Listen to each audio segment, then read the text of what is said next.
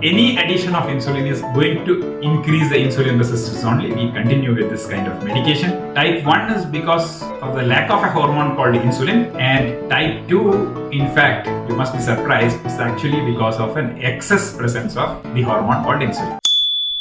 There are 500 million diabetes patients in this world and 70 million in India. This number is continuously on the rise. In another 20-25 years, this is going to touch the double of this figure. This is an alarming situation. One of the reasons why this goes to such an alarming situation is because of the innocence or the simple nature of this disease. At the onset of diabetes, it does not pose any danger, any major danger for the patient. That is why they take it very lightly. But over a period of time, in a span of 5 year, 10 year, or sometimes 20 year, it virtually affects every organ of the body. It can affect your heart and circulatory system, creating a heart attack or a block. It can affect nervous system and brain, and it can affect the sensitivity to various organs. This could be your retina, eventually giving you a total blindness. It can affect your foot, eventually resulting in the amputation of your foot. It can affect your skin, creating a lot of problems. It can affect your mouth, gums. Eventually, you might lose your teeth. It can affect your kidneys. It can affect your sexual systems, sexual organs, and reproductivity. When a patient goes through all these kind of different effects of diabetes, he or she may fall into a depression, or they may get into a major mental disorder. That is why we call diabetes as a very, very big danger for humankind. Now let us see how to manage that. To see how to manage that, we need to know the complete horoscope of this disease. Let us start from the birth. This was originally detected by the Egyptians almost 3000 years ago. Subsequently, it was detected in India also. Ayurveda talks about 20 different types of prameha, and Madhumeha is one of them. Madhumeha stands for diabetes mellitus. Madhu means sweet and meha means flow. Here the flow means a flow of urine, because in the earlier days itself they found that one of the associated symptom was excessive sweetness of urine and excessive flow of urine. All 20 different variety of prameha which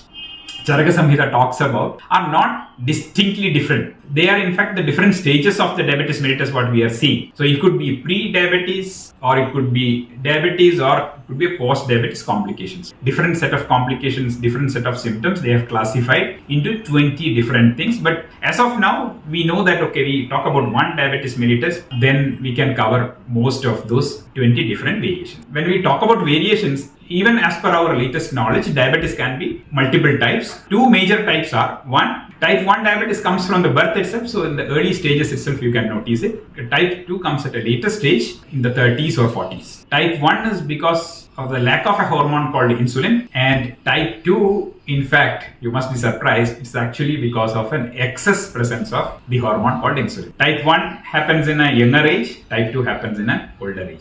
Type 1 cannot be controlled by managing your food. Type 2 can be managed by controlling the food. So eventually, if you see the type 1 and type 2, they are totally two different diseases. The causes of which are opposite, in fact. One is lack of insulin, another one is excess insulin. But still, because of the common symptoms like having excess sugar and frequent urination, people have clubbed these things together. It is like clubbing zebra and tiger just because both have lines. There are few more variations which have come, which are called Lada and Modi. So we are not going to discuss these Lada and Modi. But if you are so keen, please Google it and find out. And you may share those things in the comments so that others can also benefit. Among these four types, type 2 diabetes is the most prominent one. It contributes almost 90% of the total diabetes cases. Today's discussion, we will focus more on type 2 diabetes so that maximum number of people can get benefit. So with that, you already knew what is type 1 diabetes and type 2 diabetes, and then you know there are certain things called Lada and Modi. Diabetes, everybody knows, not only just doctors. It is the excess glucose which is found in the blood. Glucose is measured at various times. Accordingly, it should have different values. If the blood glucose level is measured after fasting, so generally we call it as fasting blood sugar. So it's not sugar, it is the glucose which is being measured. So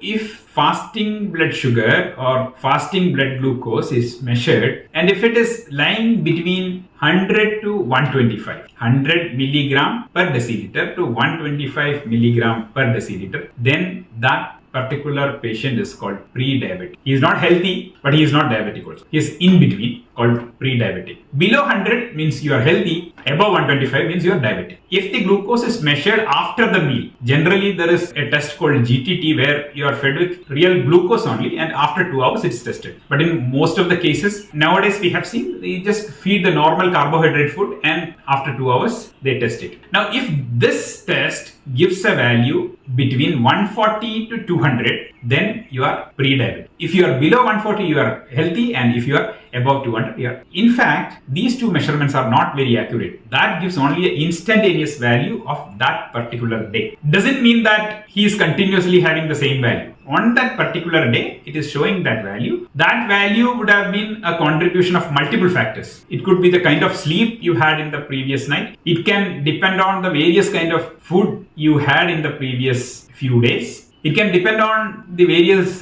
physical activities which you have been doing in the recent past. It can depend on the different medications which you have been taking. It can depend on the psychological conditions or the mental strain you are undergoing. So all these things matters. See, if you wanted to have more accurate value, one of the ways that instead of taking one day, you take continuously for 3 days, 4 days or 5 days or 1 week. Then if you average out, then you get a more accurate number. For that, there is another test called A1C. This actually gives you the last 3 months average. How it measures 3 months average, we will share in another video. For the time being, let's assume that this A1C gives you an average of last 3 months glucose value. If this value is between 5.7 to 6.4, then we call you are pre-diabetic. Below 5.7 means healthy, above 6.4 means you are diabetic. These are the very common 3 types of tests which are used to detect diabetes. Now there is one more test which is my personal favorite. This is the insulin test, or we generally call it as C-peptide test. In C-peptide test, the insulin level is actually tested. So the insulin level in C-peptide test comes between 0.5 nanogram to 2 nanogram per milliliter, then you are healthy. If it is beyond this range, then you could be unhealthy. But if it is below 0.5 nanogram, that means you could be having lesser insulin, and that could be an indication of type 1 diabetes. If your insulin levels are more than 2 nanogram per milliliter, then it could be an indication of excess insulin, and it could be an indication of type 2 diabetes. This is a powerful test if you compare it with the glucose level test. Now, there can be different scenarios after this test. You have a healthy insulin level and a healthy sugar level. That means you are healthy. You have a high unhealthy level of insulin and a healthy level of glucose. This could be an indication of pre-diabetes. Now, if you have high level of insulin and a high level of glucose, this means you are already diabetic. If you have a very low level or almost zero insulin and a high level of glucose, this could be an indication of type 1 diabetes. So this comparison could be a little confusing for you. So to understand it well, we need to understand insulin resistance. Insulin resistance is a very, very important factor in treating or understanding type 2 diabetes. The function of insulin is to help sugar enter the cells, where cells can use those sugar for their whatever purpose it is supposed to be. To enter into each cell, there is some specific door called insulin receptors. Insulin goes and opens this door so that the sugar can get in. So this is what a healthy person does. When he or she consumes the food and it is giving out the glucose into the blood, insulin goes to individual cells and opens up the door. Initially, the cells welcome the glucose. After some time, when they have enough supply of glucose which is required, they will say, I don't need any more. But insulin is not going to listen to this. Probably 1 unit of insulin is trying to take particular amount of glucose to the cell, and cell says no. Then insulin knows that, okay, I alone cannot do it. Let me call my brother. So he calls up his brother from pancreas. Pancreas secretes another unit of insulin, and 2 of them together go and forcefully puts glucose into the cell. Now this continues for some time. So 1 unit, 2 unit, 3 unit, insulin keeps on increasing so that it can overcome the resistance which is created by these individual cells. Now this resistance which is developing against insulin is called insulin resistance. It will continue till a time where he has no more brothers left in the pancreas. Pancreas has reached its maximum level of secreting insulin. Insulin has to say, okay, this is all I can do. Beyond that, I cannot push. At this point of time, where it has reached the maximum, the amount of glucose which is available in the blood cannot go to those cells quickly, and there is no mechanism. So which means the blood level glucose goes up, and when we measure this, we say you are diabetic. But the important thing is that this did not happen overnight. Over a period of many years, insulin has been pushing hard. We were eating a lot and then putting excess glucose into the blood. Insulin was trying hard and finally got it maximum and tired. If you really compare with type 1 diabetes is lack of insulin, and type 2 is excess usage of insulin. Most of the diabetic people, including the type 2 diabetes people, they feel they have less insulin in their body and that is why they have to take medicine. But it is not true. Most of your cases, you will have enough insulin which is produced from the body, but because of the high level of insulin resistance which is created by yourself for the bad eating habit in the past so many years, insulin is not able to act the way it should. To counter it, we are actually putting more insulin into the body. What will be the result? The insulin resistance which was at this level, because of this additional insulin, it will go to another level and again stabilize there, which will require further more injection of insulin. Instead of 1 unit, it will go to 2 unit, 5 unit, 10 unit, 30 unit, 40 unit. It will keep on increasing. And knowingly that any addition of insulin is going to increase the insulin resistance only, we continue with this kind of medication, and that is why we call it a sweet name called this insulin resistance, or this type 2 diabetes is a progressive disease. How it progresses? Because we keep on putting more and more insulin into that and make it progress. There are many medications which are used to manage diabetes, and most important of that is definitely insulin. So insulin also different types are there, like quick acting, short acting, medium acting and long term acting. We feel that long term acting is more convenient, but long-term acting has much more bad impact on the insulin resistance because you're continuously increasing the insulin level in the body. There are other medicines which function in a different, but most of those medicines contribute to uphold this characteristic of progressive for any disease. There are few common things. First and foremost is if you detect it pretty early, it can be cured in a faster, better way. Second thing is prevention is better than cure. Third is it's always better to go to the root cause of a problem and solve it, so that cure will be much more effective. Now in the diabetes mellitus, let us see each of this one by one. How it can be sensed early. Our normal measuring mechanism is by sensing the sugar level or the glucose level, which happens at a much later stage. Much before that, we know there is a condition where your insulin levels are high but glucose levels are still low. This is actually a pre-diabetic condition. If we can sense at this point itself where we can control our food and then reduce the high insulin level which is prevailing in the body. If you are doing a regular health checkup, it is suggested that you go for a C-peptide plus glucose, and if C-peptide levels are very high, you don't have to get into medication or anything, but it is high time you can control the food, control the diet so that your sugar levels are naturally low. Second is root cause. We know that sugar level increases because insulin cannot manage. Why insulin cannot manage?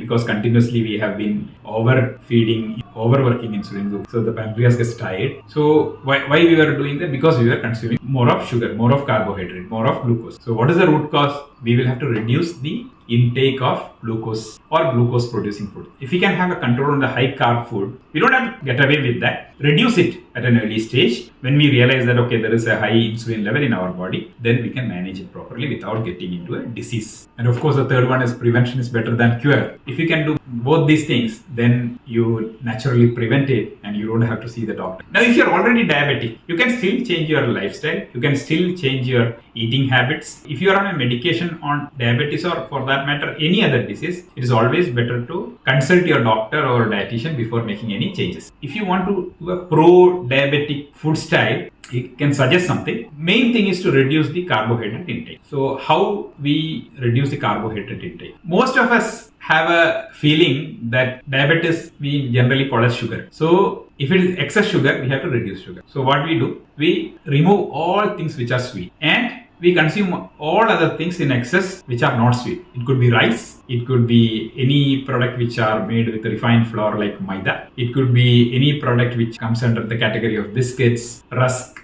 bread, which may not be sweet. But all these, what we just mentioned, are carbohydrate. All these carbohydrates can produce much more glucose than 1 spoon of sugar you might be adding to your tea or coffee. If you are diabetic, you have to cut all the carbohydrate as much as possible. Sometimes it's very difficult to cut the carbohydrate. So there are different ways you can control that. You can cut the carbohydrate substantially. Whenever you are eating, 1/4 of the plate you fill with carbohydrate. Rest of the things you put with vegetables, protein, fat, or whatever.